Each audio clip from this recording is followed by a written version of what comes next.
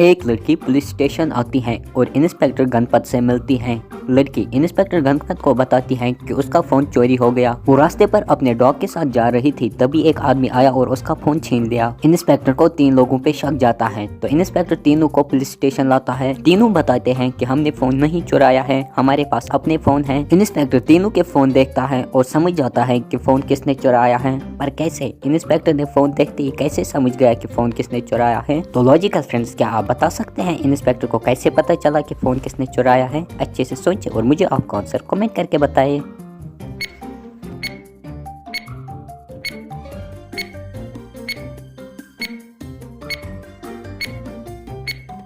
चलिए इसका आंसर देखते हैं। फोन सेकंड वाले लड़के ने चुराया है। उसके फोन का वॉलपेपर देखिए, डॉग का है। ये उसी डॉग का है जो लड़की के पास था। तो इंस्पेक्टर ये समझ जाता है और उसे पकड़ लेता है।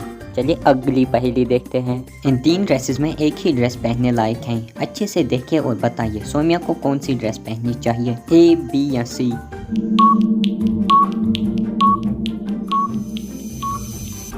पहले ड्रेस का ये बटन टूटा हुआ है और तीसरी ड्रेस पर किसी ने पेन गिराया है, तो सोमिया को ड्रेस बी पहननी चाहिए। अगर आपका भी यही आंसर था तो वीडियो को लाइक करें।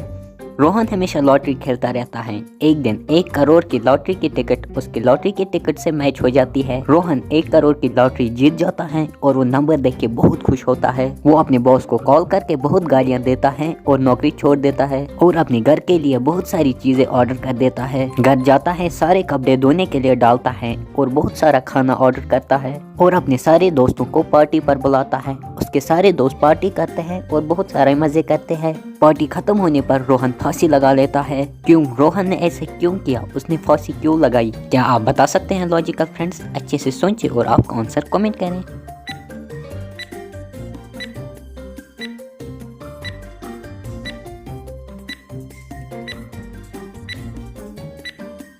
चलिए इसका आंसर देखते हैं। अगर आप सारे सीन्स को ध्यान से देखेंगे, रोहन ने टिकट को अपनी जेब में रखा और घर आके सारे कपड़े धो दिए और वो पैंट से टिकट बाहर निकालना भूल गया, जिससे पैंट के साथ उसकी टिकट भी धुल गई। इसी वजह से रोहन ने फांसी लगाई।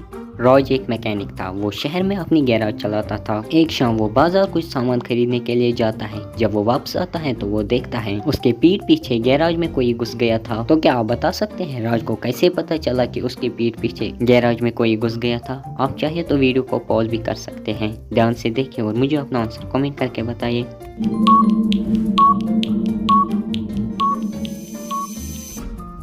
अगर आप ध्यान से देखेंगे, पहले ये टायर और ये बुक एक ही जगह थी और इस कप पे लिपस्टिक के निशान भी नहीं थे। घर में सुबह सुबह चोरी हो जाती है। उस समय घर में 3 नौकर मौजूद थे। पूछताछ करने पर पहला नौकर बोलता है, फ्रिज में सारे फ्रूट्स खराब हो गए थे, इसीलिए मैं बाजार फ्रूट्स लाने गया था। दूसरा नौकर कहता है, मैं तो अनार का जूस निकाल रहा था। तीसरा नौकर बोलता है कि वो फलों के बगीचे में पानी दे रहा था। तीनों का बयान सुनने के बाद डिटेक्टिव मेहुल समझ जाता है कि झूठ कौन बोल रहा है। पर क्या आप समझे? जल्दी से सोचिए और आपका आंसर कमेंट करें।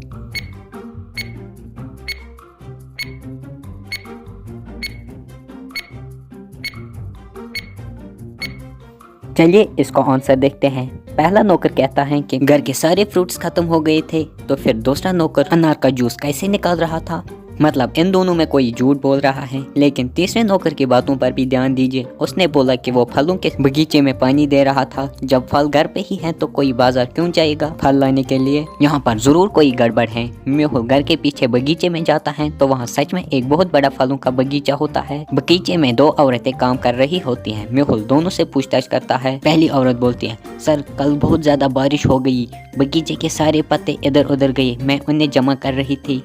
दूसरी औरत बोलती है, सर मैं तो सिर्फ आम के पत्ते लेने आई थी, मुझे कुछ नहीं पता है। मेहुल समझ जाता है कि कौन झूठ बोल रहा है। पर क्या आप समझे लॉजिकल फ्रेंड्स? मेरे आंसर बताने से पहले अपना आंसर कमेंट करके बताइए।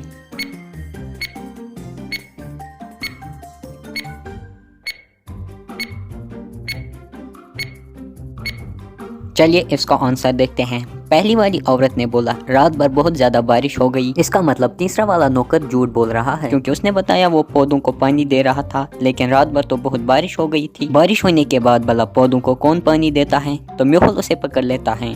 वो बोलता है कि मेरे साथ पहला वाला नौकर भी है। मेहुल उन दोनों को पकड़ लेता है। तो वो बताते हैं, हमारे साथ एक और आदमी है जो गहने बेचने के लिए ज्वेलरी शॉप गया है।